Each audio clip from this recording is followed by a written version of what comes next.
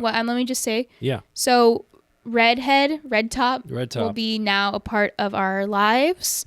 Get to know him. Or maybe her. Actually, I don't want to misgender red top. So get to know them and make sure you clock them. So that thing has pronouns? Is that what you're telling me? It might. I don't want to misgender it. Okay. Okay, because I heard you call it they. Yeah, because I don't want to like gender it because it could be I don't know what it wants to be. You got to be careful. Okay.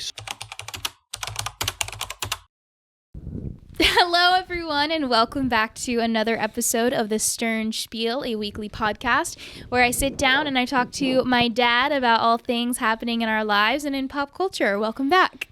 Thank you, Veronica. I am Charlie Stern, Veronica's dad. You got the basic idea to the show. Let's jump right in. So tell me about your week, Veronica. Oh, my God. Okay, well, I wanted to start with, does anybody see anything different about our set? Well, one, we are back to our normal looking, framing, and everything. You're welcome.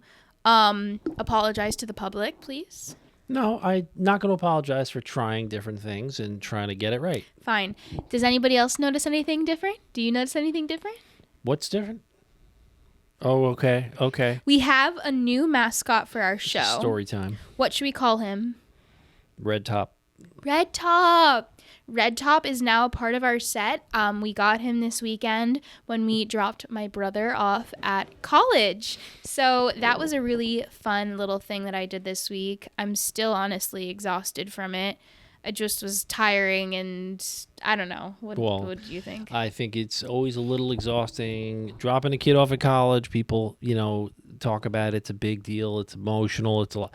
We've been talking about this trip for months, maybe longer. And, it came off nice and smooth. There was nothing particularly eventful about it. But yes, there's still something exhausting. But I'd like to know from your perspective. You've been a kid on college drop-off, and you've been a emotional support kid. It's an emotional support sibling. Emotional support sibling on a college drop-off. Tell me about the differences and how that makes you feel. Oh, God. I mean, I block out a lot of what happened to me in college just because I just did not have a very good time. Specifically, college drop-off, I just remember that same day I had to do my diagnostic exams, this exact same day that I got there. Meaning diagnostic academic exams, well, in your case it was like, theater yeah, stuff. So we had to go and perform in front of our whole entire class for the first day. And I just remember when you guys said goodbye, I was emotionally unstable and I was sobbing and I was crying. And then not even an hour later, I had to go and sing in front of everybody. And it was just awful. And I mean, I never heard that whole story. I didn't realize that. It was fine. Yeah. It was not anything bad, but it was just kind of oh my God, you're getting thrown into this new place. I'm in a completely different state. I'm going to be left in this state all by myself. And now I have to go and perform right now. Right now. It just was a lot. I could see and it wasn't the way that my brother is there 4 days in advance. He's easing into it. Mm-hmm. I didn't necessarily have that. We were just right out of the gate. Here we are, we're here, we have to do all these different things and some low-key hazing things with the program, and I was just it was not right for me. There's always an awkward few days before school gets started. Yeah. And for you it had, auditioning type activities. But there's always that what do I do now? Well, there's activities, but they don't take you all day. So, how do you fill your time? And you don't know the people, and you know where you are, but it's not familiar to you yet. So, it's a very uncomfortable time. And if you're asking me too, you asked me how it was being the emotional support sibling. Yeah. Honestly, I will be the emotional support sibling all day, every day. It's so much better. It's so much less stress. It's kind of fun. It's less stress than being the kid. Oh, for sure. Yeah. I don't know. I feel I would want to be the kid again because it's such an exciting time and it's just all these new people and I get to decorate my dorm and all this stuff. But to be able to leave and then come back to real life, it's nice. And then also just to be there and kind of take things in but not have to be so on is definitely really nice as well. So It was a fun trip. I'm glad that I was able to make it. It was smooth. It was no surprises. Your brother is really happy to be there, and it's going to be challenging. It's going to be an adjustment, but he really wants to be there. He seemed very excited about the newness of it. I think it's all upside for him. Now, sure. It's a challenging program that he's a part of, academically challenging. I'm not worried about the social side of it. It's the academic, hurdles that I think he's going to experience. We'll have to see. I think if he just reaches out for the resources when he needs them, I think he'll be okay. And For sure. That's how I move forward. And that's what keeps my head straight. I hope it keeps his head straight too. Yeah. And honestly, my favorite part about the trip was two things. The food that we ate was just really good for some reason. Like, maybe it's just because I haven't traveled in a minute, and like it was just nice to have something different. The food was just phenomenal to me, which is like weird because like we ate in the dining hall one day, but the food was really good. Mm-hmm. And then the other thing I really enjoyed about the trip is that it was chilly up there. Like I had to wear my brother's winter jacket. Right. So it was nice to get a little break from the heat. Right. And also I just felt like the air up there was just so crisp well, and like we're talking nice about a trip and fresh. we're talking about a trip that took place on August 18th and 19th, 2024. And it's still warm pretty much, in New York where we live. Upstate New York, it's colder. It's a different weather system up there. Totally. And it was 10 degrees colder. It's cold out night here though now. If not more. So it was, but he'll adjust, and he's got plenty of warm clothing. I'm not too worried about it. So, I'm going to mention a couple of other things, though. Well, and let me just say. Yeah. So, Red Top will be now a part of our lives. Get to know him, or maybe her. Actually, I don't want to misgender Red Top, so get to know them and make sure you clock them. So that thing has pronouns? Is that what you're telling me? It might. I don't want to misgender it. Okay, because I heard you call it they. Yeah, because I don't want to like gender it because it could be I don't know what it wants to be. You got to be careful. Have you ever heard of Call Her Daddy? I've heard of it. Can you give me a little more? Do you know who Alex Cooper is? Alex Cooper. No. Okay. So Alex Cooper is one of the most influential podcasting people probably in the world. To give you the super fast, like, lowdown, she had a podcast. About what genre? Comedy? Lifestyle? Comedy? No, what? It's like comedy. She interviews celebrities. Celebrity interviewing podcaster Alex Cooper. Go ahead. I'm with you. So the podcast originated on Barstool Sports. You know Barstool? Yes, I do. It originated on Barstool. There was a big falling out. She left Barstool. She took Call Her Daddy with her. And ever since then, her rise to the top has just been exponential and just insane. I know where you're headed. Go ahead. So basically, I think 3 years ago, she signed a $6 million deal with exclusivity deal with Spotify. It was huge. It was Spotify, big story. One of Spotify's this. Very first acquisitions of podcasts. It was huge. And then just this week, she left Spotify and she signed a $125 million deal with Sirius XM. I read about this, which is incredible because 10, 15 years ago, Howard Stern had the first enormous deal with Sirius XM. It was like $150 million multi-year kind of deal. And so for her to be even in that same ballpark is unbelievable. It is unbelievable. And so just to also give you some more background, she launched a podcast network called Unwell this past year. So she has, I think, 3 shows right now on there. Have you ever heard of Alex Earl? No. She's a influencer. She has a show on there. And have you ever heard of Harry Jowsey? No. He's like a Netflix star. He has a show on there as well. So, but you have heard of these people? Oh yeah, of course. These are people that you would occasionally listen to as so podcasts? I don't really listen to Call Her Daddy. I listen when she has like a big celebrity on that like I'm interested in. I see. This is no hate. This is absolutely no hate. People are to listening Alex to these Cooper, shows. But I just don't really like it. And I never was like in the daddy gang, as she calls it. It's just like a different type of person that I'm not I don't resonate with it. What's the avatar for that show? Avatar. The profile of the typical listener. Oh, blonde, white, college but also like low key getting older now. So like in their late 20s. Late 20s. Like okay. imagine like, honestly, like imagine like, I don't want to offend anybody when I say this, but it's like the female counterpart to somebody that would listen to Barstool. Totally makes sense. It totally makes sense. Except, but that you know, Barstool guy cut's a little bit older. Barstool, yeah, that's older, but Yeah. kind of. It's like college. Mm-hmm. And Call Her Daddy used to be college, but I honestly feel like she's now like moving with her audience as they get older. I'm sure there's a lot of, well, that's why she got Alex Earl, because Alex Earl like is like younger Alex Cooper, which is crazy to say because Alex Cooper's not even that old, but anyways, yeah. So that deal was made. It's very interesting because Sirius XM is obviously trying to get Gen Z, and it's also just funny because have you ever heard of Tinks? I have definitely heard of Tinks. You've heard of Tinks? Yes. How? At least from you. You know Tinks. I know I've heard of it. Couldn't tell you exactly what it is, but I've heard of it. Oh, yeah. it's a woman. It's a person. Okay. So she has a radio show on Sirius XM. Okay. That's it. I've heard of it. That's and I about would the say extent like of it. Tinks is like the slightly older version of Alex Cooper. Mm-hmm. But I really have gotten into her show lately because she gives like interesting advice. But she has a radio show on Sirius XM. So how many hours a week would you say you spend listening to podcasts?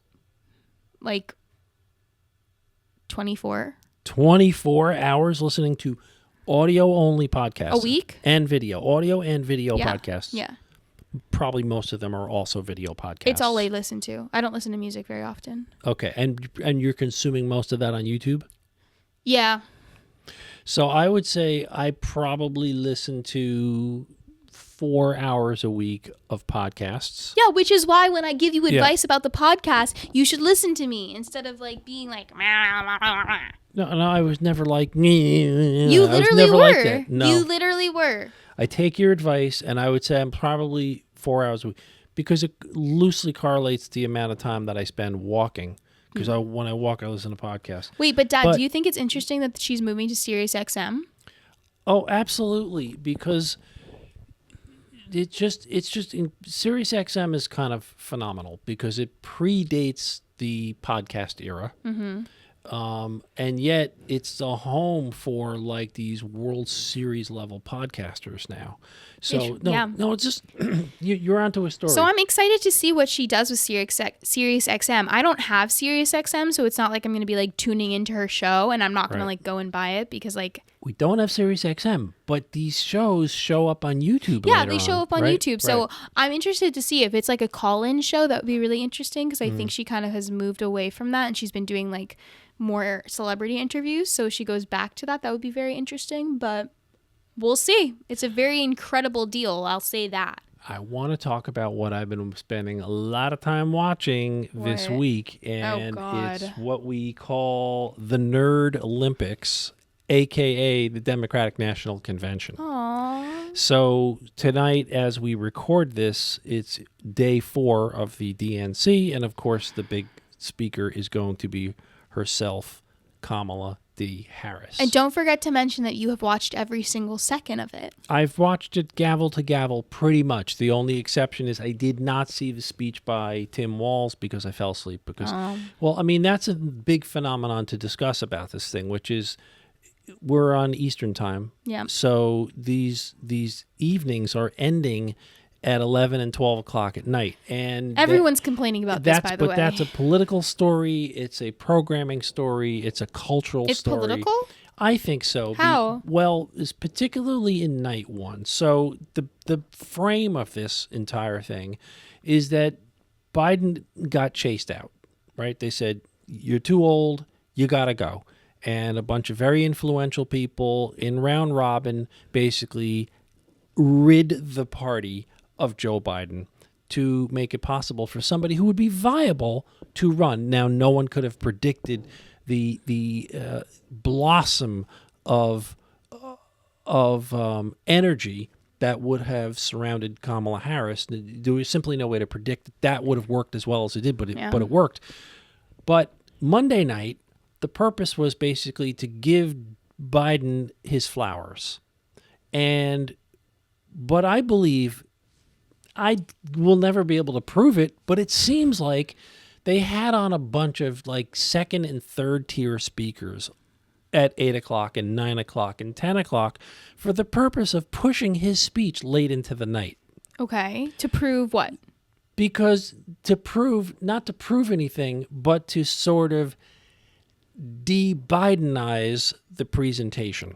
Yeah, but what this theory doesn't make sense because every single night the biggest name has been going at the end. So what's the point of what you're saying? I think maybe they had to structure it this way to assure that at least on Monday night, Biden wouldn't take the center stage. No, I think it's just bad. I mean, listen, the Democratic National Convention is planned for years and years and years, right? I just think that I don't agree. I think they're making regular programming and they just like made a mistake thinking that people were going to stay up this late and care enough. Yeah. But also they know that people are not actually watching it the way that you are watching it, which is like 24-hour news coverage. Mm-hmm. People are watching the clips the next day, so it doesn't matter when people go on. They're going to watch it when they're going to watch it. So night one had some other notable things, What? A lot of notable things apart from... Do you agree though? Or no? I don't totally agree with that theory. I don't think that everything is planned years and years in advance. I think that they make a lot of editorial decisions on the fly. And then I think in this case, it's kind of like, yay for Joe, but we don't want to do it while too many people are watching. That's my thinking. I think that there were some extraordinary moments on night one apart from Joe Biden, one of which was Sean Fain, who is the president of the United Auto Workers Union, which endorsed Kamala Harris. But what was so striking about his remarks was he had a lot to say about the political climate in America, about domestic politics, about income inequality, about the role of unions. And I don't agree with all of it, but I think that he gave a contemporary, relevant, meaningful, he packed a punch kind of speech. One of the best. Can I give you my unpopular opinion about the Democratic National Convention so far this week? And now that, I mean, it's wrapping up, so this is my honest opinion on the event this year. It has been a introvert's nightmare. It has been overstimulating, to put it lightly. What's introverts got to do with it? Because, like, it's just, like, not, it's just so, like, it's like so extra. It's intense. So extra. Right. Why did Lil Jon come out? Like, why is it so crazy? Everybody's screaming. They keep... Let me finish. Mr. President, I'm speaking. Mr. Vice President, I'm speaking. The chanting, we love Joe. We love Joe. It's just too much. Oh, my God. Like, every time I watch, I feel like I'm going to throw up. May I respond to that? Yeah. Because I did not interrupt you. I, in fact, did not interrupt you. We'll let the tape speak for itself. Okay. Well, let me say this. I think the reason why they're hitting the gas with such extraordinary intensity is because they have to shove through this candidacy. They have to, they're going to win by brute force. It's unprecedented to have a candidate that did not come through a primary show up a few months before the election at all. Just the end of sentence. That's never happened before. Right. And so I think that there's a strategic plan on the part of the party leadership to basically just let it out. And everybody that can possibly make a contribution, everybody that has a following of some sort, from Jasmine Crockett to Kathy Hochul to the governor of New Mexico to you name it, they're coming out and they're going to be in absolute top force. Now, there was a moment which aligns to exactly what you're saying when they Tuesday night had a roll call where they ceremonially state by state announced how many delegates were voting for Kamala Harris, which is like nearly every single one. Right. And by the way, the vote had already been taken electronically a week prior. So it's just performative. Total performance. Right. They said, but you know what? It's always performative, even under the best of regular circumstances. Right. It's always performative. Someone made the editorial decision that you're identifying to go crazy. Dad, to it's go insane. absolutely crazy. So for Georgia, it's Little John. For New York, they had Spike Lee. For other states, it was something else. Like, well, did you see the Phil Murphy one? There were a couple of states where they didn't have. Phil Murphy had where an he was LGBTQ like, lady. Oh. Yeah, he had an LGBTQ person announce the number of delegates. That's not the part that I was going to say. Every state. First of all, okay, a couple of messages here. It's female, and I said this on this show a few weeks earlier, and I stand by my statement. This entire election, this presidential year, is being framed by a woman's message. Dad, I'm sorry, but can we just go back really quickly? I was going to say that the New Jersey one was the part where Phil Murphy or whatever his name was, it was like, we're from Jersey. Oh, wait, I don't know what that accent is. We're from Jersey, and you guys wish you were from New Jersey. And you're like, they had the LGBTQ plus woman. That's right.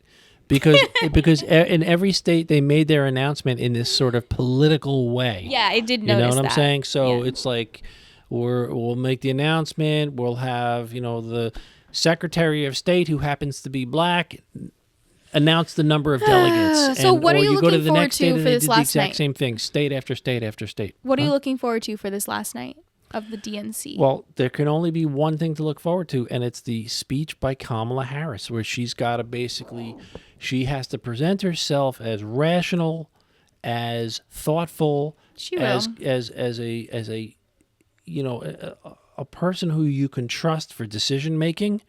And she doesn't need to do much more than that. She needs to acknowledge that the economy is a problem. She needs to acknowledge that immigration is a complex problem that we need to solve.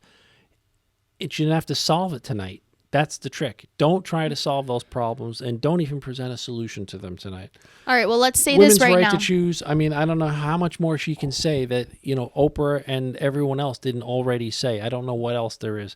But I just want to say one thing. Michelle Obama, basically, the convention was over after she spoke, as far as I was concerned. Well, no. In the way of basically she defined the culture around the election. And she said, you got to do something. We have a racist running against on the other side, and you need to get up and you need to do something. And that's the only thing left to do. And so she is. I heard a pollster about a month ago say that when they were doing polling to determine who could possibly replace Biden, different people's names came up, and they had different levels of plus and minus. One stood out amongst all of them, and it was Michelle Obama. Really? She is popular to a level that you cannot imagine. That's so interesting. People love her. Okay, so she gets up there and she hit the right notes. Yeah. And I think the convention was over at that point. Then, of course, last night Oprah got out there and tried to top it, and it was impossible. And Bill Clinton was just kind of pathetic to look at. But tonight it's Kamala Harris, and they're going to end this on a high note. She's going to get more points off it. She has a path to 270. All right. And if something doesn't go wrong, she will win this. So let's put in our predictions. Yeah. Is Beyonce coming out or not? I don't know. I don't know what to say on that I one. am going to say no, and here's why. To me, the DNC is not the most important part of, like, being a president. Like, it's such an inconsequential performative thing. To me, I know you're going to say it's not, but to me, it is. Like, it's just, like, this political thing that, like, happens, Yeah. And somebody of Beyonce's nature, I'm like, I'm sorry, but she's not coming out at the DNC. Like, she'll sing the national anthem again, but she's, like, done all of the big political things she can do. Why would Beyonce come out at the DNC? And you know what? I'm putting that in right now, and, like, watch her come out tonight. I will eat my own words. But, like, I just think it's, like, really? Like, people say that Taylor Swift is going to be there tonight. Like, please, that is not going to happen. This is, like, so low for her. Yeah. She has not sung at an inauguration yet. Like, maybe she'll do the inauguration. Like, I can see that. But no, that she's not coming to the DNC in Chicago. We'll have to see. Please. It could happen. I don't think it's going to matter a whole lot either way. For the culture, it matters. Right now. Dad, For the culture, it matters. But it's already been done. The culture button has been pressed night after night after night. What culture button is Beyonce going to press that Oprah didn't? I don't know. That Stevie Wonder didn't? That you're naming really old people. Little John. The Little John thing was weird. Right. I don't know. I think that she'll She's be definitely not singing. I think she'll be okay. So that's it for the Democratic National Convention. For the Nerd Olympics. I'll have to take a breath, and then in 19 days we're going to have a debate. That'll be the next thing to talk about. Oh my gosh, time is actually flying. That's crazy. And time is flying on tonight's program. That's good. Yeah. That's good with that time is flying on tonight's program because it means that we actually have something to talk about. We do. I don't even think we should get to the last thing that I was going to talk about. Okay. You want to save it for next show? I mean, it's not anything that big. All right. Do you want me to talk about it? Not necessary. What we should probably do is remind people to please like, follow, subscribe. Yeah. I'll make clips this week. I'm sorry I didn't make clips last week. We lost a big chunk of the show last week because my microphone turned off. And it was honestly the part that I was going to clip. And I just lost motivation. This is a 2-person production, people. Where I'm only human, okay? Because I'm only human. And I bleed when I fall down. All right. Okay, Veronica, that's it for episode 7, volume 2 of the Stern Spiel. Thanks, everybody, for watching. We'll see you next week. Please remember to like and subscribe and follow us everywhere that we get podcasts. And leave comments. We'll also make sure to upload this to our podcast feeds so that you can listen with audio only. And bye. Bye, everybody.